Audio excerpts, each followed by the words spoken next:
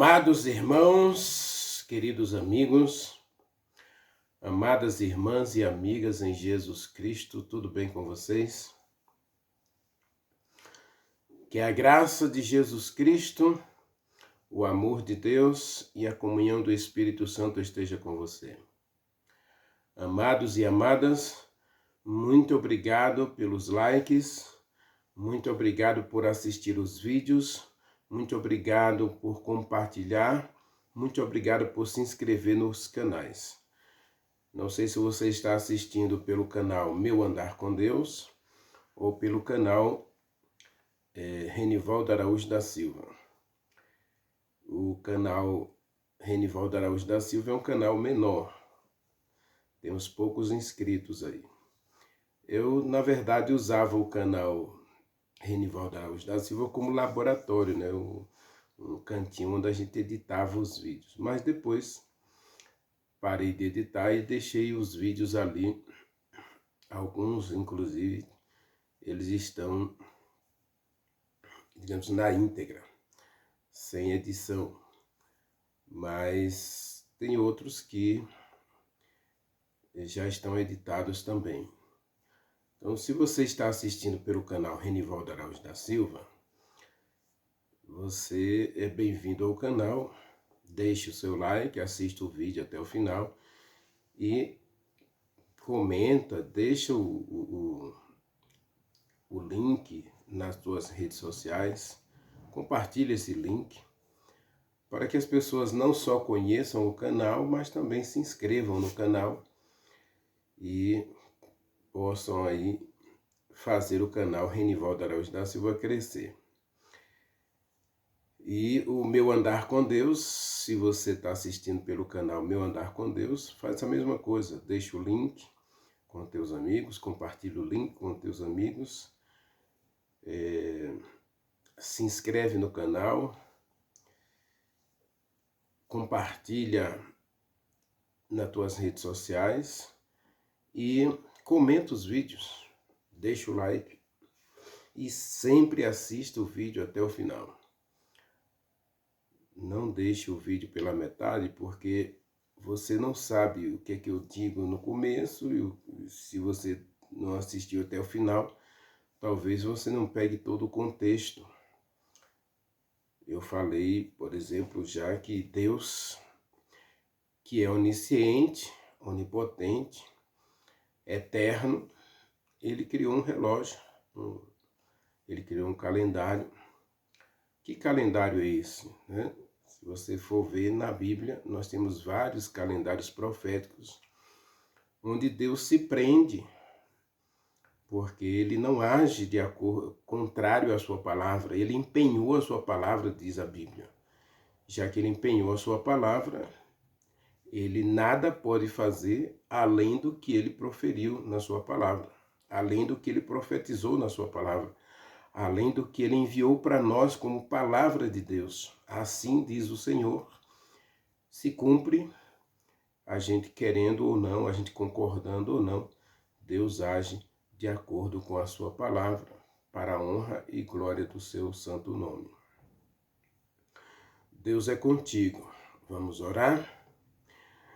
Maravilhoso Deus, meu querido Pai, Criador dos céus e da terra, estamos na tua presença, meu Deus, e é gostoso passar momentos com o Senhor. Assim como é gostoso passar momentos em meio à natureza, desfrutando das belezas daquilo que o Senhor criou, ouvindo o canto dos pássaros, o gorjear dos pássaros, o murmúrio das águas, o xixinlar dos insetos. Oh, meu Deus, é maravilhoso ouvir o som da natureza, mas muito melhor, Senhor, é ouvir a tua voz. Eu sei que o Senhor fala através da natureza, eu sei que o Senhor fala através da história, eu sei que o Senhor fala de diversas maneiras, como diz Hebreus capítulo 1, versículo 1. Mas nesse momento, Senhor, nós queremos ouvir a Tua voz através da Tua palavra. Portanto, meu Deus, vem falar conosco, porque nós vamos abrir a Tua palavra. Ó Espírito Santo, nesse momento ilumina os nossos olhos, abre o nosso entendimento à compreensão da Tua palavra. Pai querido, somos Teus filhos, e como Teus filhos, Tu sabes o nosso coração, Tu sabes todos os nossos sonhos, Tu sabes os nossos desejos, Tu sabes as nossas inquietações, Tu conheces o nosso deitar e o nosso levantar, o nosso entrar e o nosso sair, porque o Senhor conhece o íntimo da nossa alma. Antes de pensarmos qualquer coisa, o Senhor já sabe o que nós estamos pensando. Portanto, meu Deus, neste momento, contempla a gente, visite a gente, Senhor, instrui-nos na Tua palavra, instrui-nos nos Teus caminhos e ajude-nos, ó Deus, a entender a Tua vontade para cada um de nós.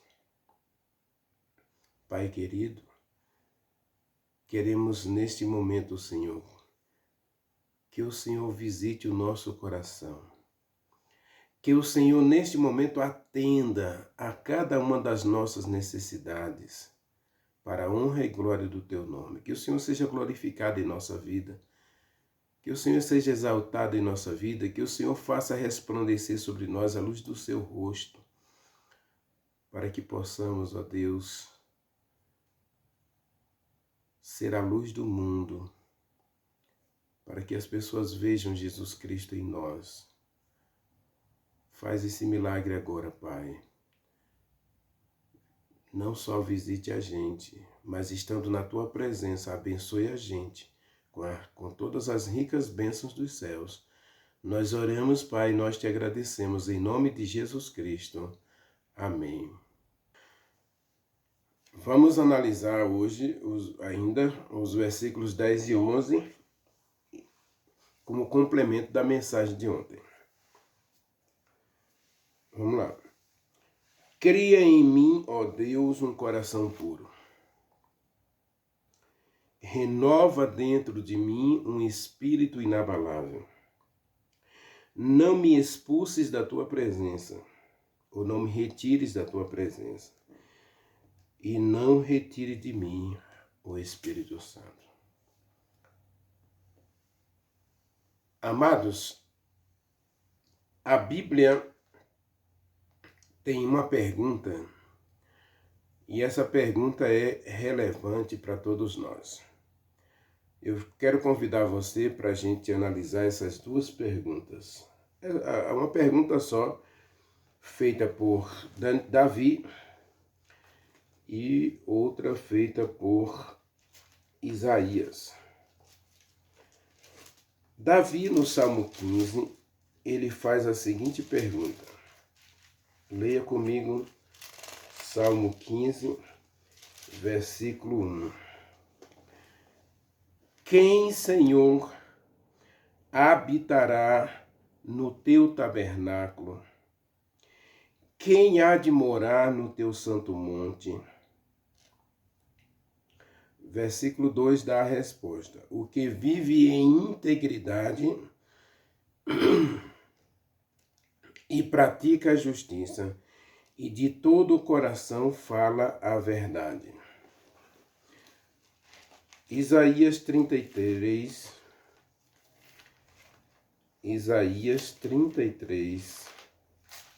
também tem uma pergunta.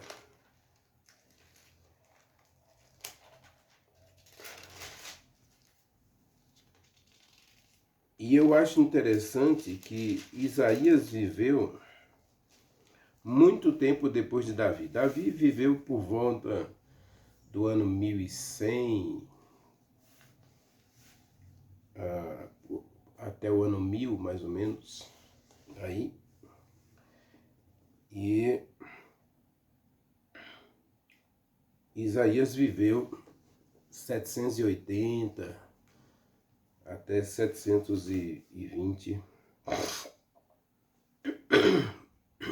antes de Cristo. Mas os dois fazem a mesma pergunta. Leia comigo Isaías 33, verso 14. Ele diz assim, ó: os pecadores em Sião se assombram, o temor se apodera dos ímpios e eles perguntam: quem dentre nós habitará com o fogo devorador? Quem dentre nós habitará com as chamas eternas? Verso 15 dá a resposta: o que anda em justiça e fala o que é reto, despreza o ganho de opressão e com os gestos de mão recusa aceitar suborno, o que tapa os ouvidos para não ouvir falar de homicídios e fecha os seus olhos para não contemplar a violência. Diz o verso 17 que eles verão o rei em sua glória, em toda a sua formosura, e verão a terra que se estende até o longe. No Salmos 15, ainda diz, fala a mesma coisa. Verso 3, não difama com a sua língua, não faz mal ao próximo, né? Não pratica violência, no caso, né? Não comete homicídios, não faz fofoca contra o seu vizinho. Verso 4, seus olhos têm por desprezível ao réprobo, honra os que temem ao Senhor, jura com dano próprio, não se retrata, não empresta dinheiro com usura e nem aceita suborno. Quem deste modo procede, verá o rei em toda a sua formosura, né, e jamais será abalado. Observe que a diferença de 300 anos de um para o outro, mas os dois falam linguagem semelhante. Quem vai habitar na presença de Deus para sempre? Quem vai habitar com o Deus eterno? Meu querido, essa é uma pergunta que a gente pode analisar de acordo com o Salmo 51. Quando Davi pede a Deus para criar nele um coração puro, quando Davi pede para Deus dar a ele um espírito inabalável, essa expressão espírito inabalável aqui é uma mente estável. Alguém que consegue dizer não ao pecado. A queda de Davi foi tão profunda que a gente pode analisar da seguinte premissa. Ele diz, Davi, que venceu muitas batalhas, se você ler 1 Samuel, se você ler 2 Samuel, do capítulo 1 ao capítulo 10, você vai encontrar um Davi totalmente espiritual, dedicado a Deus, consagrado, que prefere a morte a matar Saul, rei de Israel, para tomar o trono. Teve 3 oportunidades que ele teve Saul em suas mãos para matar Saul e assumir o trono, e ele diz, não, eu vou esperar pelo momento de Deus. Eu vou esperar pela vontade de Deus, e a hora que Ele quiser, Ele vai fazer e Ele vai me dar esse trono e tudo vai dar certo.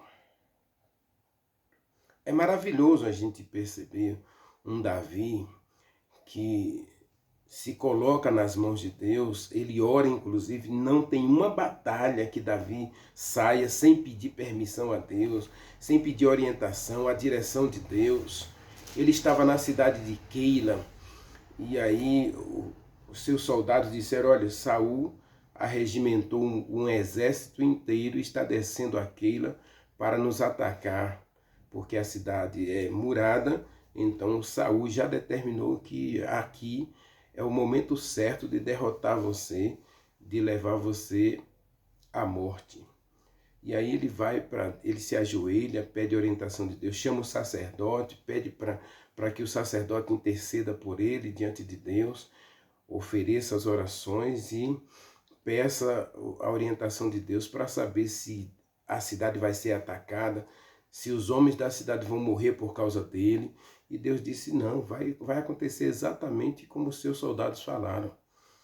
E Davi então foge da cidade de Keila para poupar a vida dos queelitas e para escapar de Saul. Davi faz tudo de acordo com a vontade de Deus. E agora chega o capítulo 11 de 2 Samuel e Davi comete essa atrocidade, esse retrocesso, essa queda feia. Davi caiu de forma assim abrupta e de forma feia. Aí Davi percebe que em seu coração há muita vaidade. O fato dele se tornar rei, vencer essas batalhas, a partir do capítulo 12, a gente já percebe que Davi manda os soldados para a guerra e ele fica em casa. Em vez de Davi se consagrar, buscar a orientação de Deus, ele vai passear no terraço do palácio, contemplar a glória de Jerusalém que ele conquistou dos jebuseus. E o interessante é que Jerusalém, Jebus, né? Jerusalém vem uma mistura aí de Jebus. Os jebuseus habitavam na cidade e Davi conquista ali, então ele agora está em paz. E eu quero dizer uma coisa para você, meu querido, minha querida. Cuidado quando as coisas tiverem essa maresia, as águas estão muito calmas. Se teu mar não tem ondas, é hora de você se preocupar. Aliás, quem mora na Ásia sabe que quando o mar ele está sem ondas, é um ótimo sinal para as pessoas fugirem. É hora de fugir, é hora de se afastar o máximo que puder, porque o que vem aí é um tsunami. Tudo estava calmo para Davi. O que ele não percebeu é que estava vindo aí um tsunami. O coração de Davi seria testado. Os pensamentos, os desejos, a intimidade de Davi seria testada. Aquela mulher ali, nua, tomando banho no quintal, não foi à toa, meu querido. Foi um teste para Davi. E Davi, infelizmente, caiu feio, porque o que estava no seu coração era algo que não agradava a Deus. O Espírito Santo já tinha se retirado, meu querido. Assim como o Espírito Santo já havia se retirado de Sansão e ele não percebeu. E o próprio Davi escreveu no Salmo 69, versículo 28 e 29, justamente a ausência de Deus leva você ao pecado, leva você a justificar o pecado, leva você a valorizar o pecado. Leia comigo, Salmo 69, versos 28 e 29. Olha o que está escrito. Está escrito assim, ó. Sejam riscados do teu livro, do livro da vida, e não tenha registro com os justos. Quem é esse que Davi pede para que Deus risque o seu nome do livro da vida? Verso 27 tem a resposta. Soma-lhes iniquidade a iniquidade, e não gozem da tua absolvição. E o verso 29. Quanto a mim, Senhor, porém, estou amargurado e aflito. Ponha-me o teu socorro, ó Deus, em alto refúgio. O verso 30 ainda diz: louvarei ao Senhor com cânticos. O nome do Senhor exaltarei com ações de graças. Meu querido, quando a gente alimenta certos desejos em nosso coração, a gente começa a afastar o Espírito Santo. Por quê? Porque não dá para pecar na presença de Deus. Não dá para pecar na presença de Deus. É preciso sair da luz. É preciso permanecer na penumbra. É preciso estar nas trevas. Porque se você estiver na luz, você não consegue pecar. Por isso a pergunta do Salmo 15. Quem, Senhor, vai habitar no teu tabernáculo, no teu santo monte? Quem, Senhor, vai estar entre as chamas eternas? Quem, Senhor, vai habitar na presença do fogo devorador?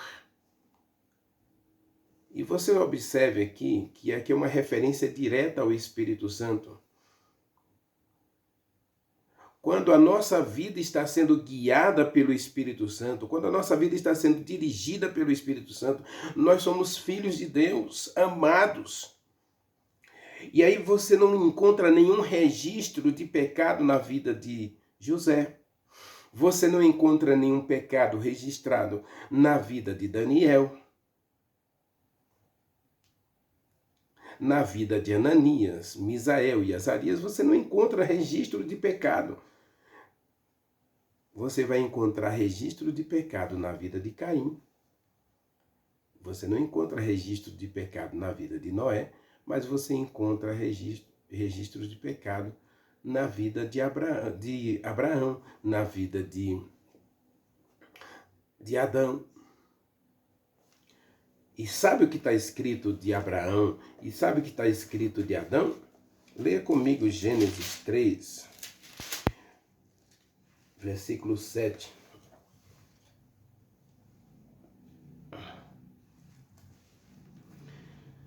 Versículo 7. Observa.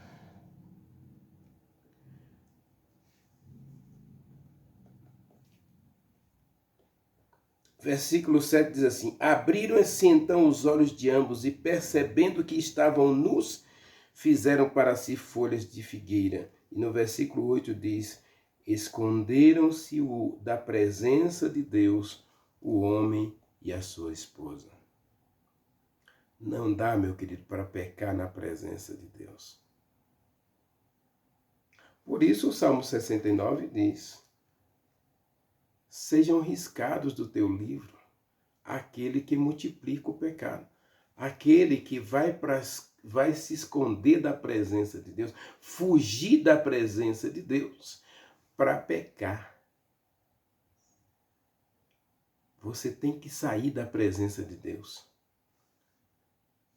Você acha que Davi teria cometido adultério se ele tivesse de joelhos buscando a presença de Deus? Se ele tivesse sentado no seu escritório, escrevendo um salmo, escrevendo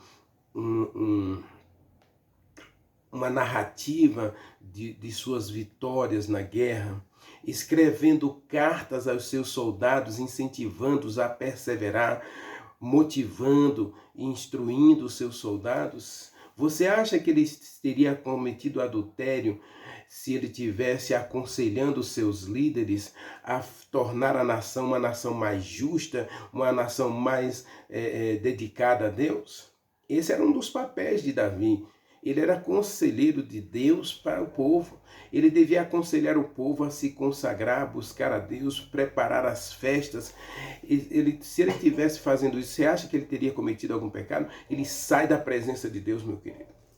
Ninguém peca na presença de Deus. Você tem que sair da presença de Deus. Mas, Renivaldo, tem gente que eu conheço bons pastores, conheço grandes pastores, inclusive, e que infelizmente foram alijados da presença de Deus. Aí alguns dizem assim, por que foram alijados? Foram cortados. Porque eles já não estavam mais na presença de Deus. O pecado havia tomado tanto do seu tempo, tanto da sua mente, que não há mais espaço para o Espírito Santo. Davi teve o privilégio, e nós temos um privilégio maior do que o de Davi, porque nós temos a história de Davi como um espelho para a gente. Diante de mim aqui tem um espelho. Você não consegue ver, né? Mas eu consigo me ver no espelho aqui. Saber como está a minha fisionomia, como estão minhas expressões diante de vocês. Nós temos um espelho para ver como está a nossa situação diante de Deus, a Bíblia. Agora, quando você para de ler a Bíblia, para de orar, para de ir à igreja, para de se consagrar, é natural, meu querido, você vai acabar em qualquer bordel. Bordel não no sentido de hoje um motel, não, você vai parar em qualquer lugar onde o pecado está sendo exaltado. Você vai parar em qualquer lugar onde as pessoas estão mofando de Deus e nem aí para Deus. E você vai começar a ouvir as expressões do diabo. Tem nada a ver, um pouquinho não faz mal, não é tão errado assim, desde que você faça com moderação. Encontrei um amigo completamente bêbado, e aí você acha que ele teve um ponto e não, agora eu vou parar, já tomei o suficiente, a bebida, o que eu bebi vai só me fazer bem ao corpo, porque o médico disse que um pouquinho vai ajudar o coração, vai ajudar o sistema nervoso, vai ajudar o sistema circulatório, vai limpar o sangue. Então eu já bebi o necessário como um remédio. Você acha que alguém consegue chegar a esse ponto? Ficar só na dose necessária para a saúde? E então você começa a ouvir o médico, você começa a ouvir essas vozes. E você começa a rejeitar a verdadeira voz. Você começa a rejeitar o verdadeiro conselheiro. Lâmpada para os meus pés é a tua palavra e luz para o meu caminho.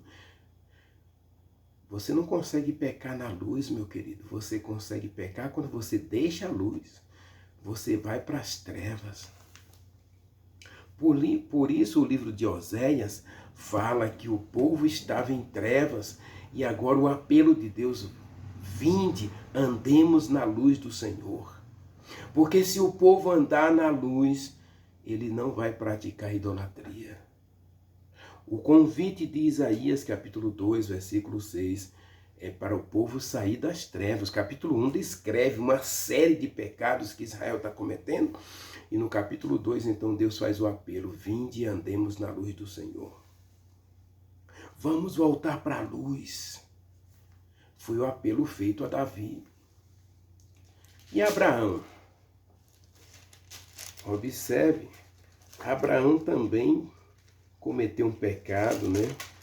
E aí, capítulo 16, ele vai dormir com Agar.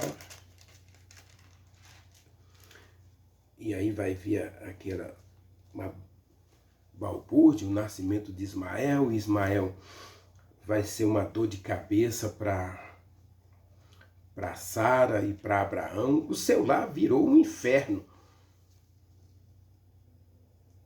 A infidelidade, meu querido, não traz felicidade, não. Nós encontramos isso na história de Ana, nós encontramos isso na história de Abraão. Mas nós não vamos encontrar isso na história de Isaac. Observe que o lar de Jacó, por exemplo, era uma balbúrdia,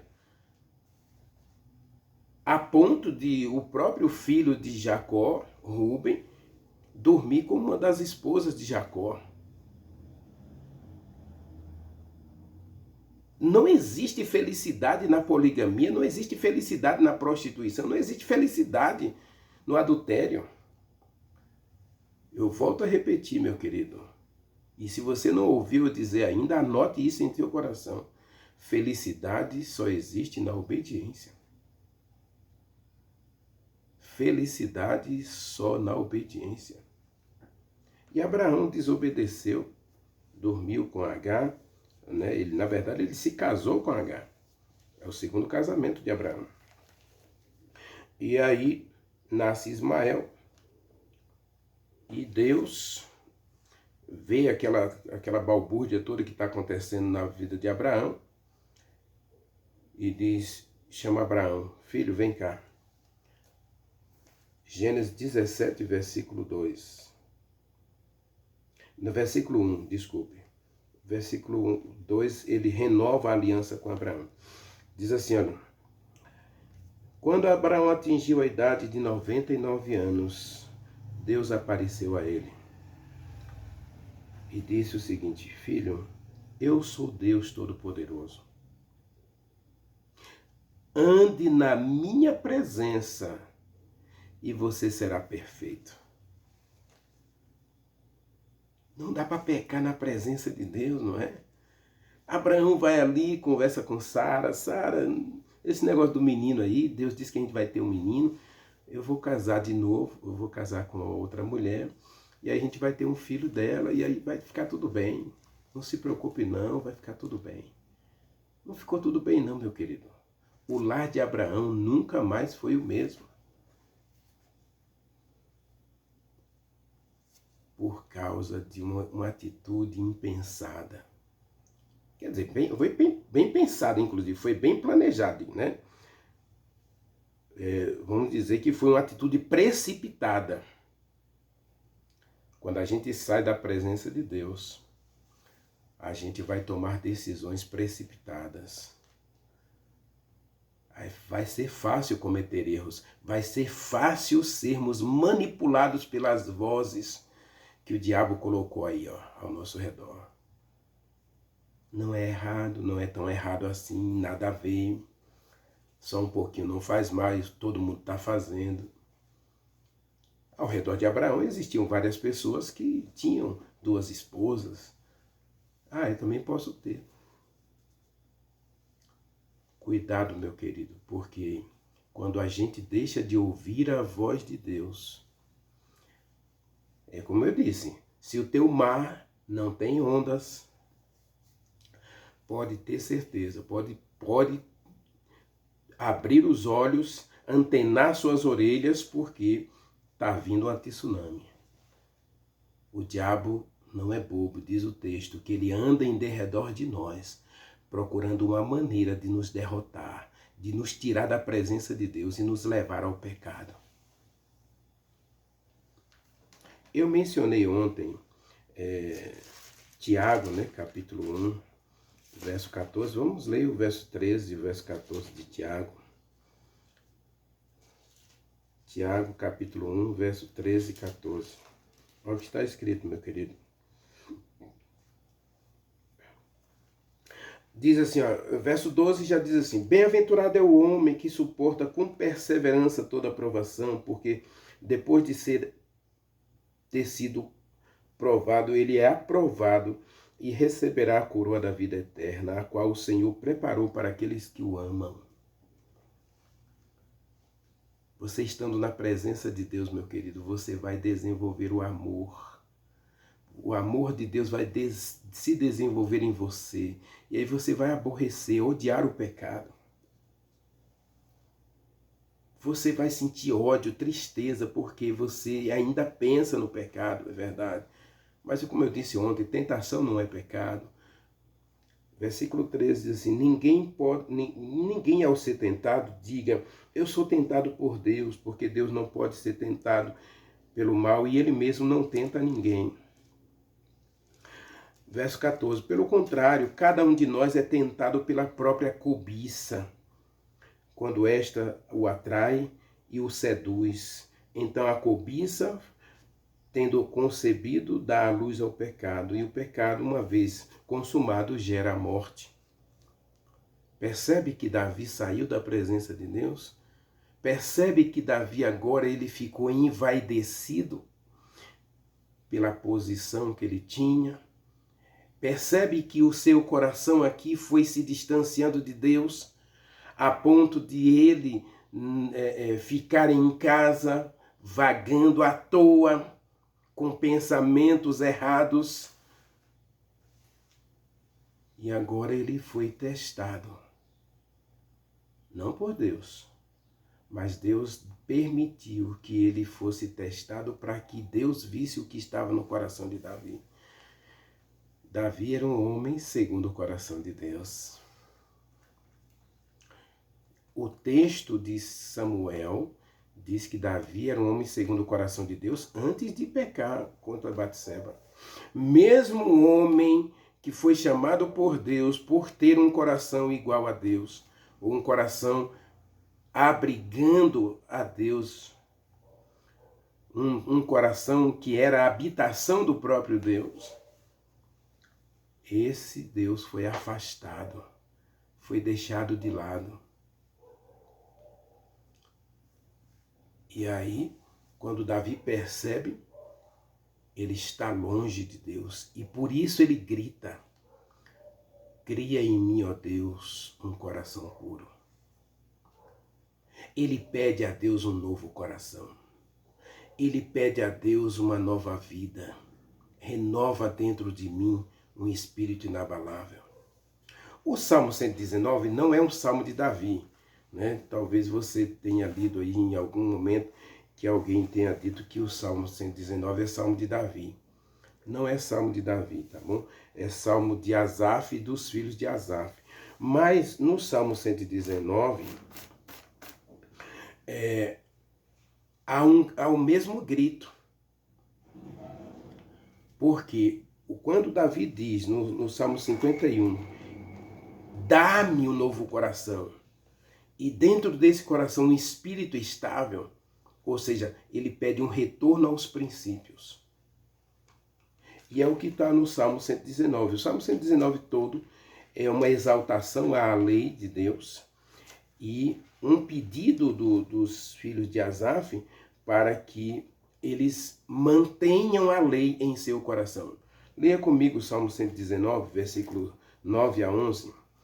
Olha o que está escrito no Salmo 119, versículo 9 a 11. O que Davi pede no Salmo 51 é para que Deus coloque de volta a sua lei perfeita, santa e boa em seu coração. Cria em mim, ó Deus, um novo coração. Cria em mim, ó Deus, um novo coração. E coloca dentro de mim de volta a tua santa lei. Eu quero andar de volta nos teus caminhos. Eu quero andar de volta nos teus santos mandamentos. Porque eu já percebi que andar errado, andar em qualquer outro caminho, não me leva à felicidade. Verso 9 a 11. De que maneira manterá o jovem puro o seu caminho? Observando a tua palavra. De todo o meu coração eu te busquei, Senhor. Não me deixes sair da tua presença. Observe aqui, não me deixe fugir dos teus mandamentos. Verso 10. Guardo no coração a tua palavra para não pecar.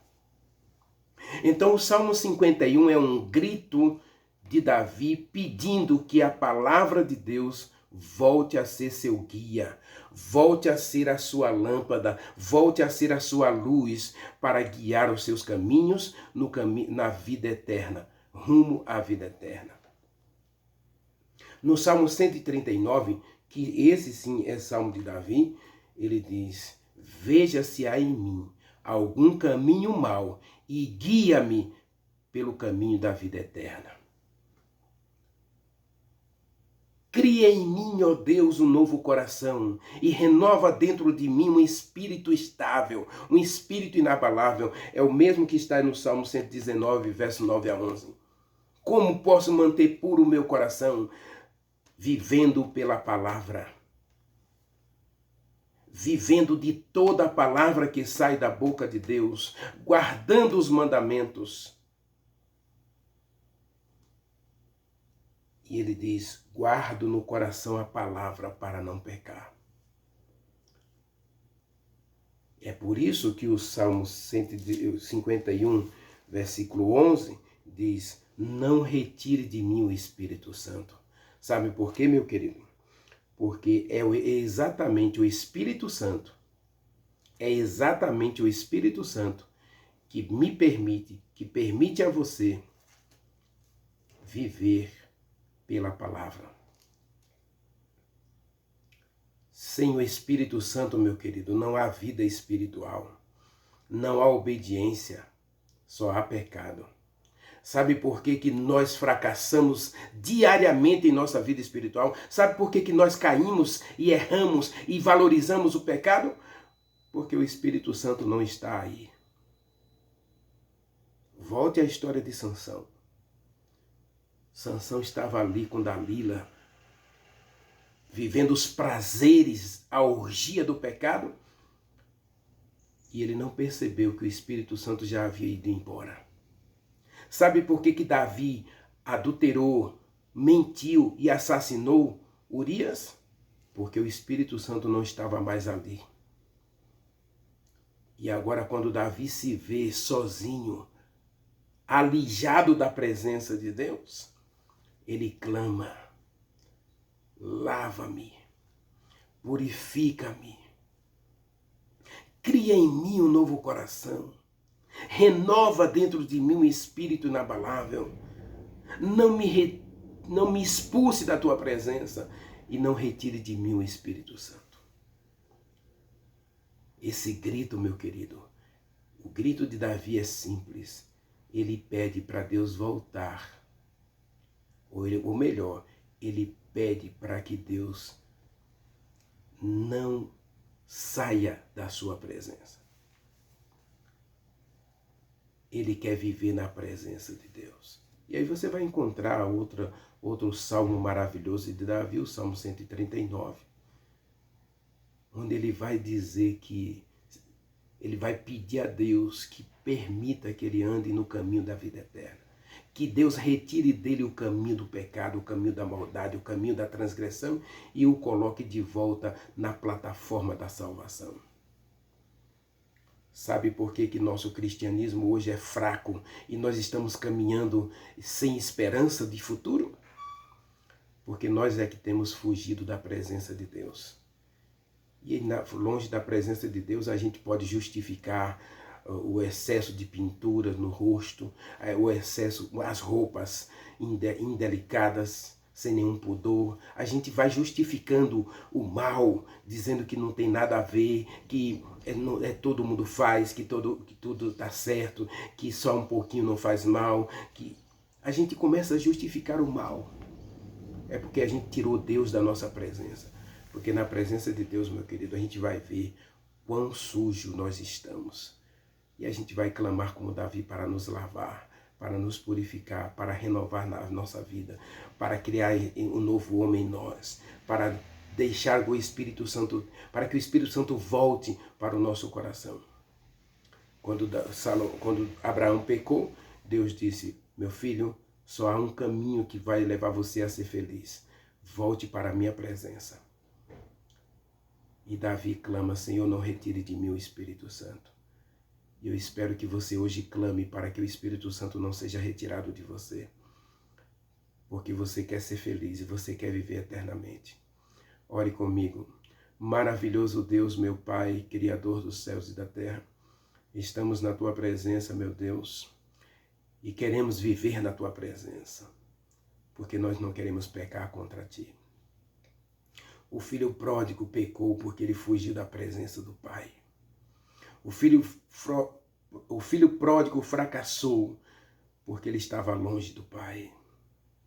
Oh, meu Deus, tenha misericórdia de nós e ajude-nos para que jamais permitamos que o Espírito Santo saia da nossa vida, mas que ele retire de nós o pecado, que ele retire de nós a maldade, a cobiça, a vaidade e nos dê esse novo coração, capaz de amar e obedecer a toda a tua palavra, guardar teus mandamentos em nosso coração para não pecar contra ti.